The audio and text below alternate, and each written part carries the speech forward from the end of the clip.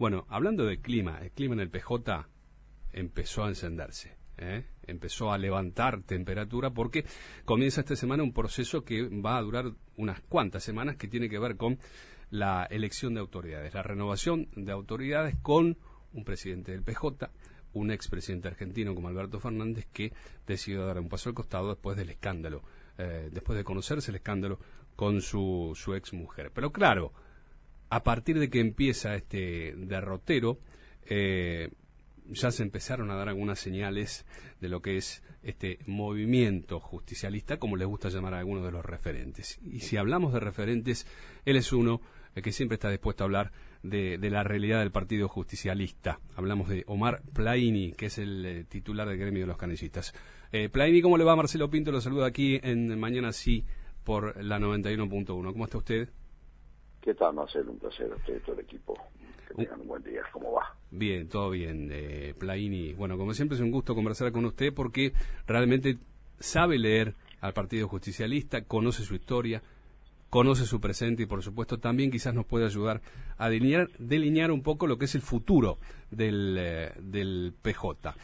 Y si me permite, Omar, empezar hablando de lo que sucedió el viernes, con la presentación de Máximo Kirchner, con un contrapunto allí, sin nombrarlo quizás, pero dejando bien claro que se refería a Axel Kicillof. Bueno, ¿cómo se va armando lo que va a ser el futuro del justicialismo en estos días que comienza este proceso de elección de autoridades? ¿Cómo lo ve usted?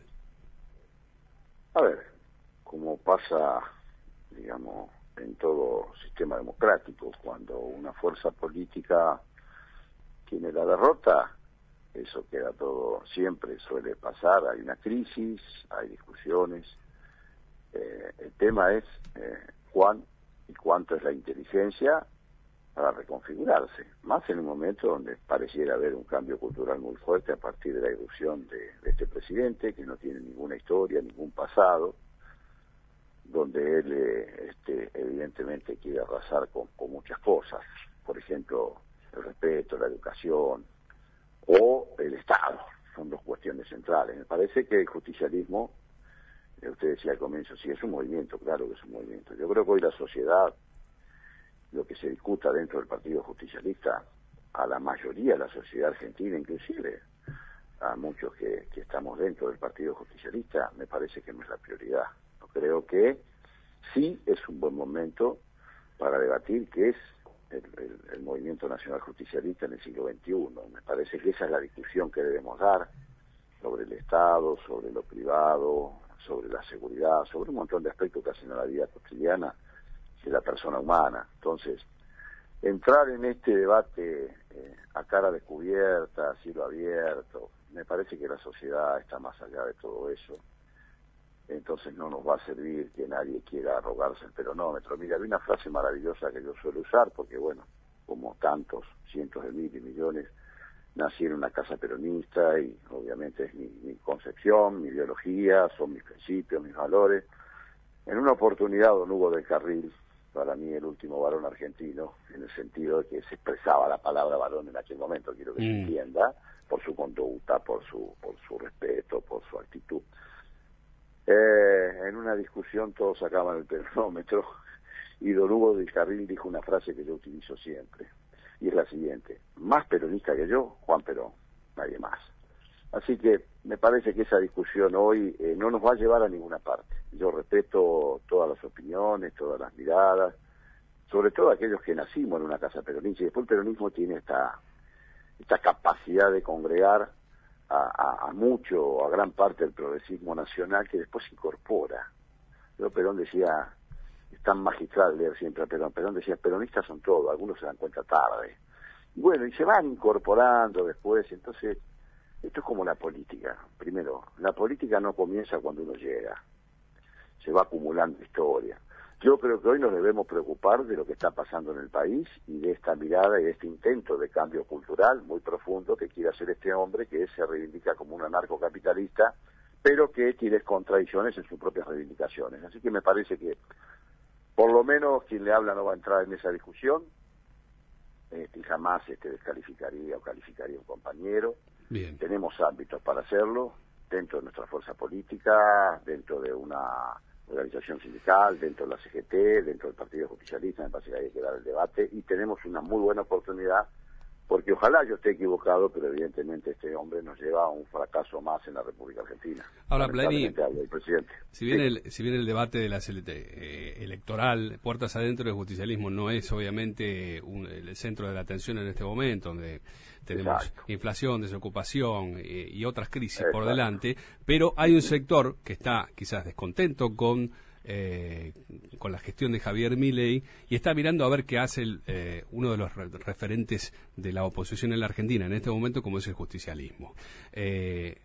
¿Sigue siendo Cristina Fernández la máxima referente del movimiento? ¿Va a ser ella quien termine eligiendo quienes lleven los destinos del justicialismo?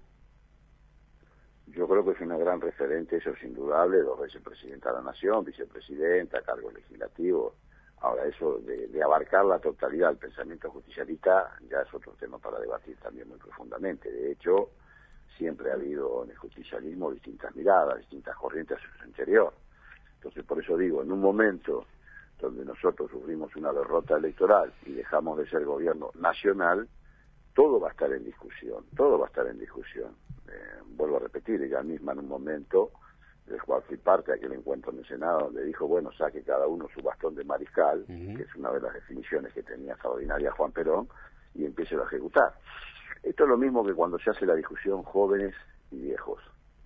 Perón tenía otra frase magistral, que esto es bueno, yo siempre lo hablo con mucha gente joven, porque bueno, a mí me toca acumular juventud, en este caso.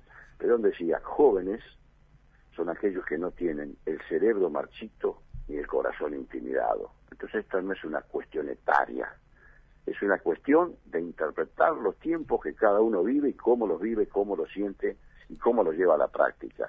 Entonces me parece que todo está en discusión. Digo, nadie puede dudar lo que significa Cristina Fernández de Kirchner en el campo nacional, pero seguramente que con las mismas criterios, con las mismas aspiraciones debe haber otros cuadros, hombres y mujeres con más responsabilidades, con menos responsabilidades, que tienen la intención de llevar adelante también la conducción. Esto es el peronismo. Entonces, el único indiscutible acá fue Juan Perón, porque fue el creador. Ahora, entonces, Omar, de ahí para abajo todo se discute, digamos, y todo se piensa.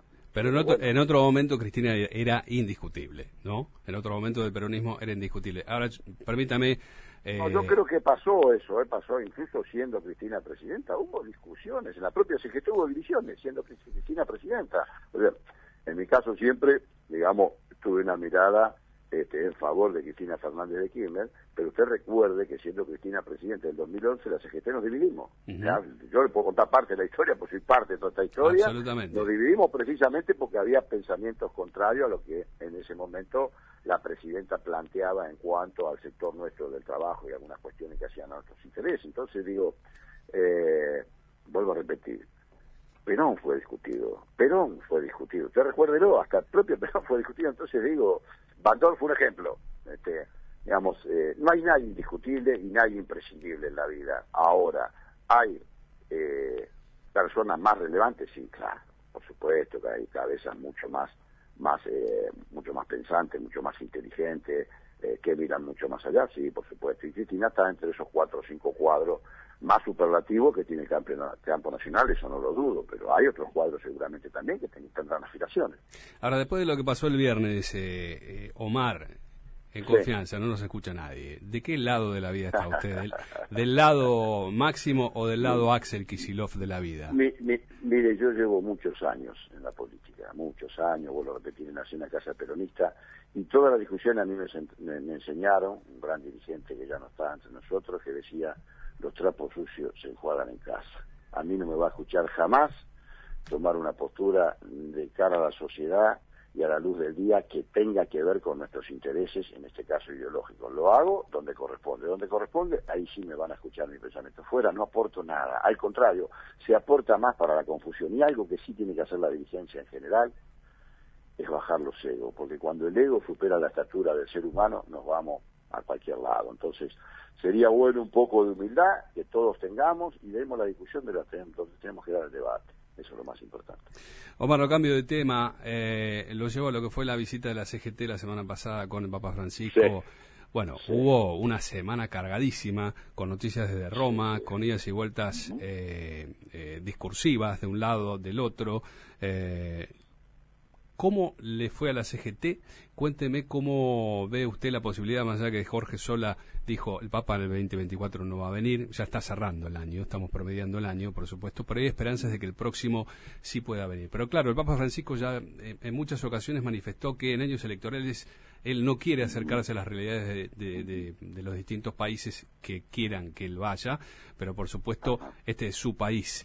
¿Cree que puede ser la excepción? ¿Cómo ve la relación con el gobierno y si es posible esa relación que él pueda darse una vuelta por nuestro país en lo que le resta del papado? Tengamos en cuenta que ya es un hombre que tiene ciertas dificultades de salud y demás.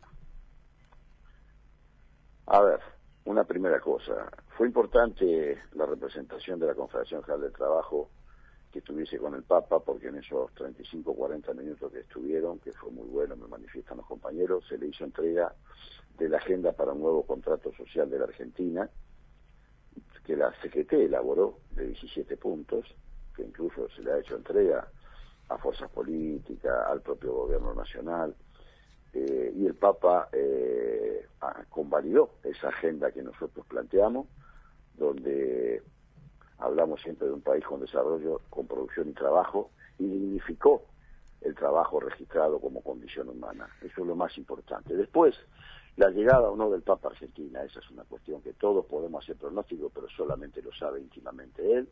¿Quién no quiere tener en su país, más siendo nacido en el mismo, a un estadista, quizás el único estadista que tiene la humanidad, porque es un hombre de una cabeza de un pensamiento enorme? ¿Quién no lo quiere tener en su país? Y con mucha más razón nosotros. Después eso lo sabrá, él sabe cómo son estas cuestiones de Estado, y eso nosotros podemos tener la aspiración. Una cosa lo que uno desea, dice un paisano, y otra cosa lo que sucede.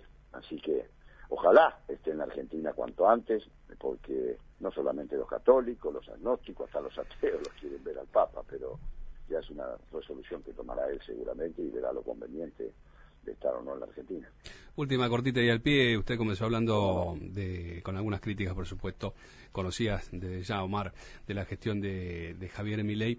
La voy a hacer al revés, cortita y al pie. Sí.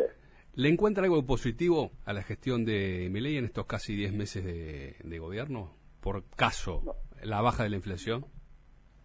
No, mire, yo la verdad, desde el punto de vista político, económico, no veo, sinceramente. Dos cosas me preocupan, y después le hago una definición cortita de Juan Perón.